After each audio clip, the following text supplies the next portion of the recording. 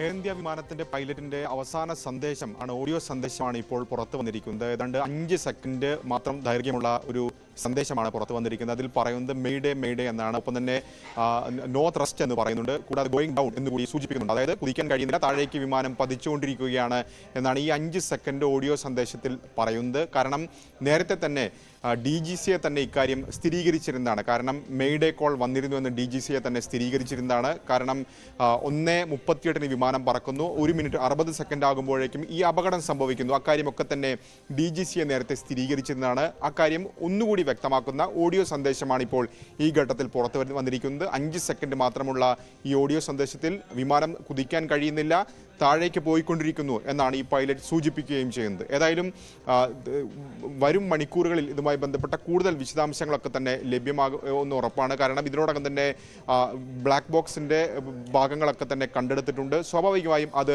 പരിശോധനയ്ക്ക് ഇനി വരും മണിക്കൂറുകളിൽ വിധേയമാക്കുകയും ചെയ്യും. ആ പരിശോധന വരുന്നതോടുകൂടി ഇക്കാര്യത്തിൽ തീർച്ചയായും എന്താണ് സംഭവിച്ചത് തുടങ്ങിയ കാര്യങ്ങളിലൊക്കെ തന്നെ വ്യക്തത ലഭിക്കും. കാരണം ഇന്നലെ രാത്രിയാണ്, ഏതാണ്ട് 28 മണിക്കൂറിന് ശേഷമാണ് FDR കണ്ടെടുക്കാൻ സാധിച്ചത്, ഫ്ലൈറ്റ് ഡാറ്റ റെക്കോർഡർ കണ്ടെടുക്കാൻ സാധിച്ചത്.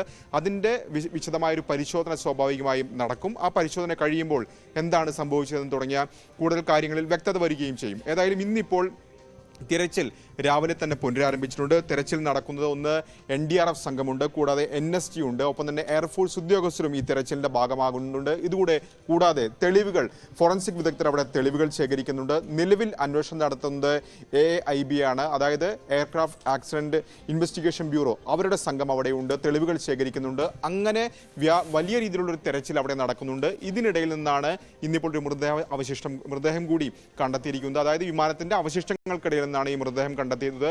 വിമാനത്തിന്റെ പുറകു വശത്ത് നിന്ന് കണ്ടെടുത്ത മൃതദേഹം എയർ ഹോസ്റ്റിന്റേതാണ് എന്ന സ്ഥിരീകരണം ഇപ്പോൾ അധികൃതരുടെ ഭാഗത്ത് നിന്ന് ലഭിക്കുകയും ചെയ്തിട്ടുണ്ട്. ഏതായാലും അതായത് രാകേഷ്, ഇപ്പോൾ ഈ എയർ ഹോസ്റ്റസിന്റെ മൃതദേഹമാണ് ലഭിച്ചത് എന്നതുകൊണ്ട് തന്നെ മരണസംഖ്യയുമായി ബന്ധപ്പെട്ട കണക്കിൽ മാറ്റം ഒന്നും ഉണ്ടാകുന്നില്ല.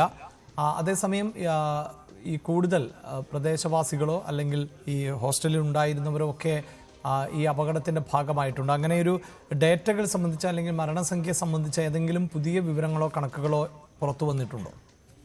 അഭിലാഷ്, കൂടുതൽ പേരെ കാണാനില്ല എന്ന പരാതി ഇന്നലെ തന്നെ ഉയർന്നിരുന്നതാണ്. കാരണം ഈ വിമാനം പതിക്കുന്ന ഒരു ഹോസ്റ്റലിന് മുകളിലാണ്, ജനവാസ കേന്ദ്രമായിരുന്നു, സ്വാഭാവികമായും ആളുകൾ ഉണ്ടായിരുന്നു. അപ്പോൾ പലരെയും കാണാനില്ല എന്ന പരാതി കഴിഞ്ഞ ദിവസം തന്നെ ഉയർന്നിരുന്നു. ഇതിന്റെ അടിസ്ഥാനത്തിലാണ് ഇപ്പോൾ തെരച്ചിൽ ഏതായാലും നടക്കുന്നത്. അങ്ങനെ ഇന്ന് നടത്തിയ തെരച്ചിലിലാണ് എയർ ഹോസ്റ്റസിന്റെ മൃതദേഹം കണ്ടെത്തിയിട്ടുള്ളത്. ഇനി ഏതെങ്കിലും തരത്തിൽ ആളുകളുണ്ടോ, പ്രത്യേകിച്ച് ഹോസ്റ്റലിന്റെ ഒക്കെ തന്നെ ഭാഗമായിരുന്നവരോ അല്ലെങ്കിൽ ആ പ്രദേശത്ത് ഉണ്ടായിരുന്നവർ ഈ ഇതിൽ കുടുങ്ങിയിട്ടുണ്ടോ തുടങ്ങിയ കാര്യങ്ങളിലൊക്കെ തന്നെ പരിശോധന നടത്തേണ്ടതാണ്. ഇതുകൂടി കണക്കിലെടുത്തുകൊണ്ടാണ് ഇപ്പോൾ NSGയും ഒപ്പം തന്നെ NDRFും ഉൾപ്പെടെയുള്ളവർ ഇവിടെ തെരച്ചിൽ നടത്തുന്നത്. ഇന്നലെ ഈ തെരച്ചിൽ പൂർണ്ണമായും പകൽ മുഴുവൻ നടന്നതാണ്. ഇന്നിപ്പോൾ വീണ്ടും രാവിലെയും തെരച്ചിൽ പുനരാരംഭിക്കുകയും ചെയ്തിട്ടുണ്ട്. ഇതിന് പുറമെയാണ് ഈ അന്വേഷണ സംഘങ്ങളൊക്കെ തന്നെ അവിടെ ഉള്ളതും തെളിവെടുപ്പ് നടത്തിക്കൊണ്ട് വരുന്നതും.